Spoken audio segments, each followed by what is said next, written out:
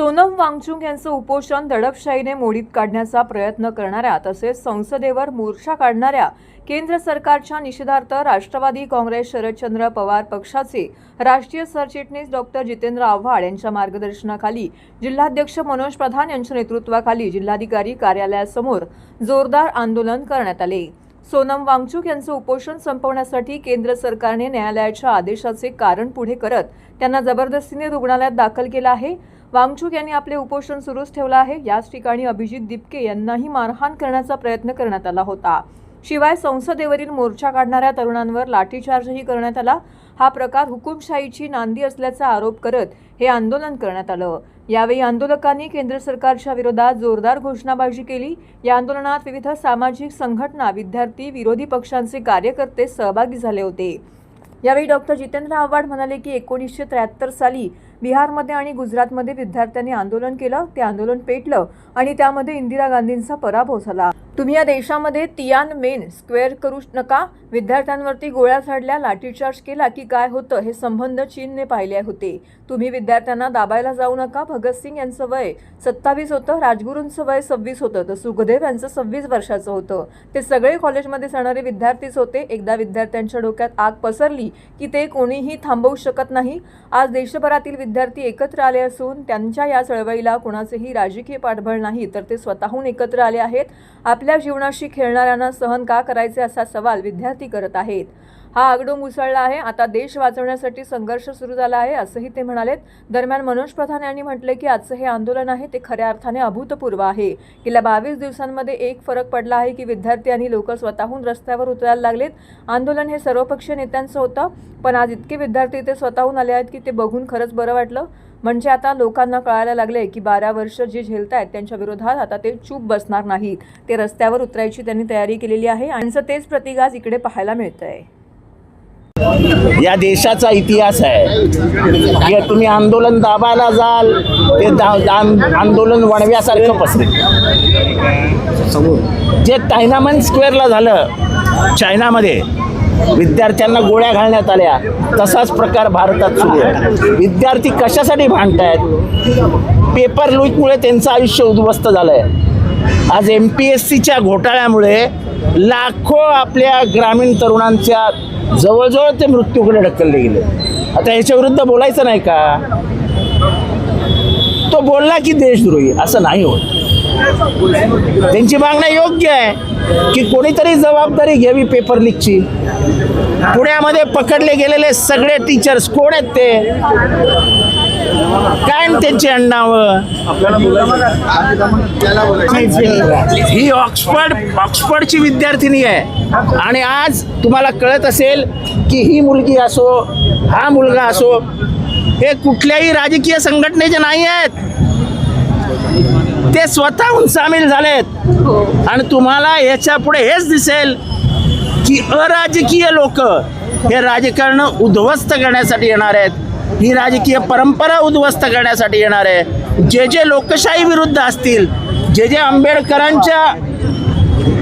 आंबेडकरांच्या संविधानाविरुद्ध असतील, त्यांना ही जनता धडा शिकवेल। सगळेच आंदोलन दाबण्याचा प्रयत्न होतोय आणि आज देश एकवलाय, देश एक होतोय। या सरकारसाठी हे चांगलं नाही। या सरकारची दडपशाही थांबली पाहिजे, या सरकारचे लोकशाहीवरचे हल्ले थांबले पाहिजेत, एवढीच सर्वसामान्यांची इच्छा आहे। आजचं जे आंदोलन आहे ते खऱ्या अर्थाने अभूतपूर्व आहे। गेले 22 दिवसामध्ये एक फरक पडला आहे की विद्यार्थी आणि लोक आपणहून रस्त्यावर उतरायला लागलेत। आज आंदोलन सर्वपक्षीय नेत्यांचं होतं, पण आज इतके विद्यार्थी इथे स्वतःहून आलेले आहेत, ते बघून खरंच बरं वाटलं। म्हणजे आता लोकांना कळायला लागलंय की 12 वर्ष जे ते झेलत आहेत त्याच्या विरोधात आता ते चूप बसणार नाहीत, ते रस्त्यावर उतरायची त्यांनी तयारी केलेली आहे आणि त्याचं तेच प्रतीक आज इकडे बघायला मिळतंय। मी इथे या प्रोटेस्टला सपोर्ट करायला आलेली आहे, ह्याचा भाग व्हायला आलेली आहे, कारण की आज जे आहे आपल्या सरकाराचा जो घमंड आहे, हा घमंड आपल्याला तोडायचा आहे। ह्या घमंडाच्या खिलाफ आपण उभं राहायचं आहे, कारण की जेव्हा तुम्ही कोणतेही जसे की चीफ जस्टिस वगैरे आपल्या देशाच्या सिटिझन्सला कॉक्रोच म्हणतात, तेव्हा आपण या आपल्या स्वतःच्या डिह्युमनायझेशनच्या खिलाफ उभं राहायचं आहे आणि आपला आवाज सरकारपर्यंत परत पोचून दाखवायचा आहे. चाहिए हमें, आपको जो आप घर में बैठ के देख रहे हैं, शर्म इसलिए आनी चाहिए क्योंकि आज आज़ादी को 75 साल से भी ज़्यादा हो गए. कितने साल हो गए आप गिनो, कि आपको पता भी है आज़ाद कब हुआ है ये देश. और अगर आज भी हम डेमोक्रेसी का डेमो भी नहीं दे पा रहे हैं दुनिया को, तो शर्म आनी चाहिए, मुझे शर्म आनी चाहिए, आपको शर्म आनी चाहिए, हम सबको. वहाँ पे स्टूडेंट्स बारिश में हर जगह पे कैसे कैसे हालत में काट रहे हैं, भूखे हैं, प्यासे हैं, और हम क्या करें? सरकार क्या कर रही है? सरकार उनके ऊपर टीयर गैस का बंदोबस्त कर रही है. सरकारों ने अपने अपने सोल्जर्स लगा रखे हैं उनको मारने के लिए. क्यों? सवाल नहीं कर सकते क्या हम अगर कुछ गलत करते तो माँ बाप सवाल करते हैं हमसे ना, जवाब मांगते हैं, तो हम भी जवाब मांग रहे हैं आपसे. जवाब दीजिए, सामने आइए, चर्चा कीजिए. अगर हम इतना भी, हमारा एक छोटा सा मुद्दा भी अगर आपके सामने नहीं रख सकते तो कैसी सरकार है ये? क्यों डेमोक्रेसी के नारे लगा रहे हैं हम? हर जगह जाके कहते हैं बाहर कि India is unity in diversity. कहाँ पर है यूनिटी? बस डिवर्सिटी है. गवर्नमेंट क्या कर रही है? सो रही है. कहाँ है मोदी जी? ना मणिपुर जा रहे हैं, ना जंतर मंतर जा रहे हैं, कहीं नहीं जा रहे. मेलेडी खा के बस मजे कर रहे हैं. ये नहीं चलेगा. खूप खंत वाटत आहे. आपल्यातलाच विद्यार्थी आत्महत्या करून घेतोय आणि आपले विद्यार्थी टीव्हीवरचे फोटो बघत स्टेटस ठेवत आहेत. लाज वाटले पाहिजे. मी एक विद्यार्थिनी आहे, मी पण लायब्ररीमध्ये जॉब करते.